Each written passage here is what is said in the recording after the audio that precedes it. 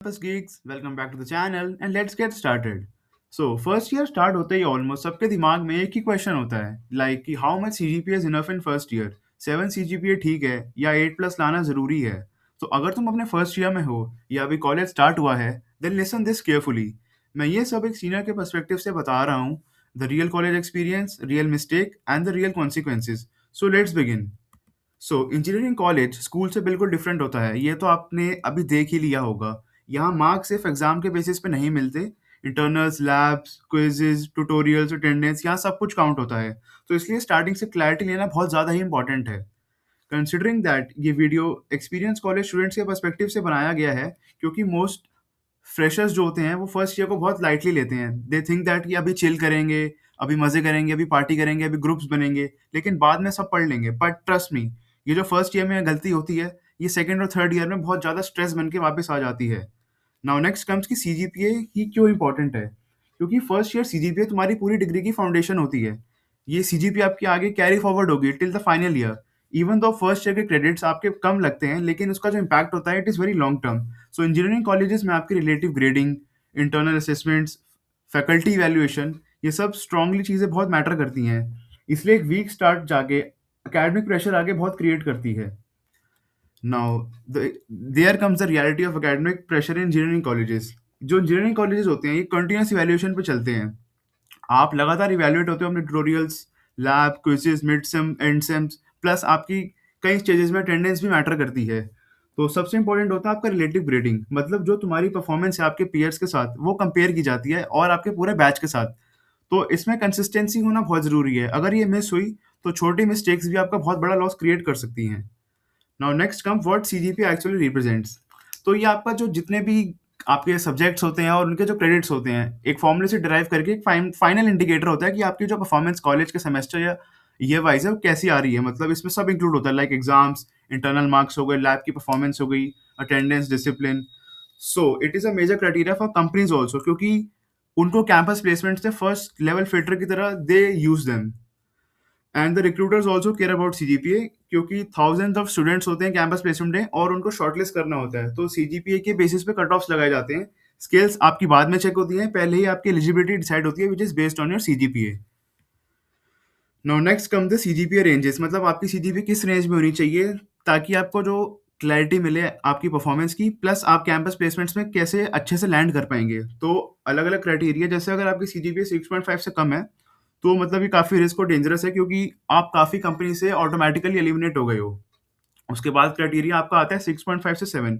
इसमें आप limited eligible हो, लाइक मास रिक्रूटर्स, इन्फोसिस वगैरह आपको दे देंगे मौका, बट इसमें भी हाई कंपटीशन होगा। The third category is the very decent category, like minimum criteria आपका 7 से 7.5 के बीच में तो मस्ट होना ही चाहिए, तभी आप एलिजिबल हो पाएंगे मैक्सिमम कंपनीज के लिए। अगला क्राइटेरिया आपका आता है 8 से 8.5, ये सबसे ज़्यादा सेफ और कॉम्पिटेटिव जोन है। इसमें आपको एलिजिबिलिटी कोई टेंशन लेने की जरूरत नहीं है, आप ऑटोमेटिकली हर कंपनी में मोस्टली एलिजिबल होंगे। और कुछ जो प्रीमियम कंपनीज है उसमें आपको इसमें एडवांटेज मिलेगा सीजीपीए का। The next comes 8.5। Again I said, अगर ये सब 8 प्लस होगी या 8.5 प्लस होगी तो बहुत ज़्यादा ही आपको एडवांटेज मिलेगा शॉर्ट लिस्टिंग में। तो इसका सिंपल टेक अवे ये है कि अगर आप 8 सीजीपीए के अराउंड हो तो तुम काफ़ी सेफ साइड पे हो। अगला आता है हमारा कि सीजीपीए जो कट ऑफ है कैंपस प्लेसमेंट में कैसे हैं। तो जितने भी मास रिक्रूटर्स वगैरह होते हैं ये 6 या 6.5 रखते हैं, but I will not generally recommend for you to keep this CGPA. बाकी जितने प्रोडक्ट बेस्ड और प्रीमियम रोल्स होते हैं they usually keep 8 plus CGPA. और एक हार्श ट्रूथ ये है कि अगर आप कट ऑफ के नीचे हो तो स्किल्स होने के बावजूद भी आपको बैठने नहीं देते। सीजीपीए गारंटी नहीं करती placement, but low CGPA opportunities block जरूर करती हैं, तो remember that. Now next comes the advantage of strong first year CGPA, क्योंकि अगर आप फर्स्ट ईयर सीजीपीए आपका स्ट्रॉन्ग है तो बाद में सेमेस्टर्स में आपका प्रेशर कम होता है। आप स्किल्स, कोडिंग, इंटर्नशिप्स, प्रोजेक्ट्स, आप इन पे ज़्यादा फोकस कर पाते हो, आपको इंटर्नशिप्स के लिए ज़्यादा टाइम मिलता है। अगर आपका यहीं फर्स्ट ईयर वीक गया तो हर सेमेस्टर सीजीपीए इंप्रूव करने का स्ट्रेस रहेगा, आपको अकेडमिक लोड लेने को मिलेगा, प्लस स्किल्स के लिए आपको बहुत कम टाइम मिलेगा। तो इसलिए कहा जाता है कि इसको फर्स्ट ईयर में ही बेटर स्टेबल लेके चलना चाहिए, क्योंकि लेटर सेमेस्टर में सीजीपीए इंप्रूव करना काफ़ी टफ होता है, क्योंकि subjects they become tough, credit की वेटेज बढ़ जाती है, plus preparation of placement they go in parallel.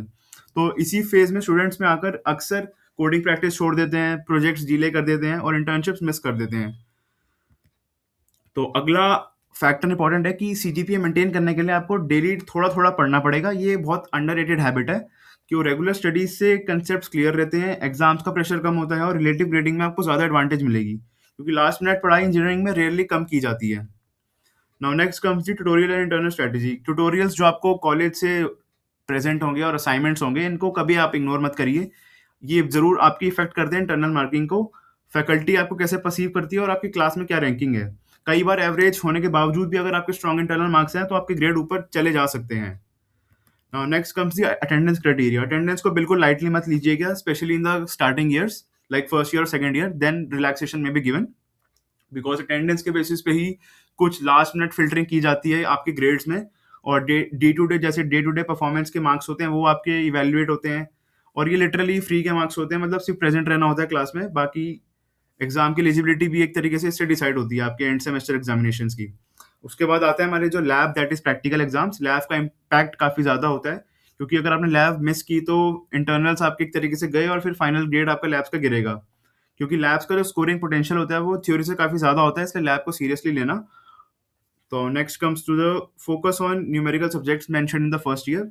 जो मैथ्स हो गए, फिजिक्स हो गई, बाकी आपके इलेक्ट्रिकल साइंस हो गया, और जितने भी कोर न्यूमेरिकल सब्जेक्ट हैं इनको बैकबोन कहा जाता है इंजीनियरिंग का। तो यहाँ रट्टा आपका बिल्कुल काम नहीं करेगा, इसमें कंसेप्ट क्लैरिटी और प्रैक्टिस होना बहुत ज़रूरी है। स्ट्रॉन्ग न्यूमेरिकल्स के ये फायदे होंगे कि आपको प्रॉब्लम सॉल्विंग लास्ट डे पे नहीं करनी पड़ेगी, और एग्जाम्स आपके रिलेटिवली बेटर जाएंगे दूसरों से। तो सबसे इंपॉर्टेंट ये पॉइंट है कि जितने भी आपके सब्जेक्ट्स हैं उनका जो क्रेडिट है उसको उसके बेसिस पे ट्रीट कीजिएगा। मतलब जितने हाई क्रेडिट के सब्जेक्ट होते हैं वो ज़्यादा ओवरऑल आपकी सीजीपीए इम्पैक्ट करेंगे। मतलब आपका जितना उस सब्जेक्ट में क्रेडिट अच्छा होगा, आपकी परफॉर्मेंस आपके सीजीपीए में ज़्यादा बढ़िया होगी।